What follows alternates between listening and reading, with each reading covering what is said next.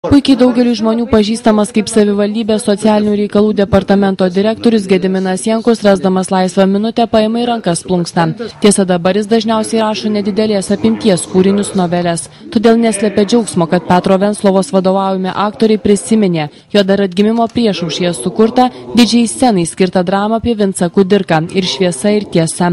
Mininčios iškilios asmenybės 150-asis gimimo metinės, sutrumpintas ir pritaikytas kamerinėms erdvėms spektaklis jau parodytas Šakiuose, Kudirkos naumiestyje ir Kaune. Padarė tikrai labai įdomų, labai svarų, reikšmingą darbą.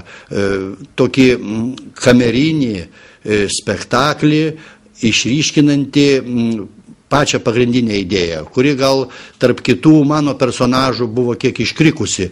Turiu omeny pasiaukojimo tėvynei, darbui, iki paskutinio tiesioginė prasme kraujo lašo. Ir tai nuskamba būtent Kudirkos linijoje, svarbiausioje. Tai akcentavo aktoriai. Humoro nestokojantis Gediminas Jankus tikina daugiau rašęs, kai buvo jaunas. Dabar tam vis mažiau lieka laiko.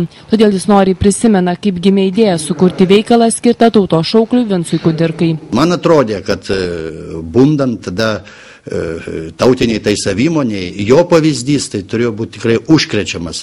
Ir teko nemažai perversti archyvų, skaityti, lankytis tose vietose, tam pačiam Kudirkos naumiesty, Šakiuose, tose vietose, kur jis dirbo, galima sakyti, kentėjo. Tai ne pirmasis Gedimino Jankaus kūrinys perkeltas į sceną.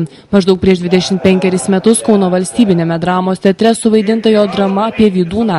Abiems šiems spektakliams muziką parašė tas pats autorius Mindaugas Urbaitis.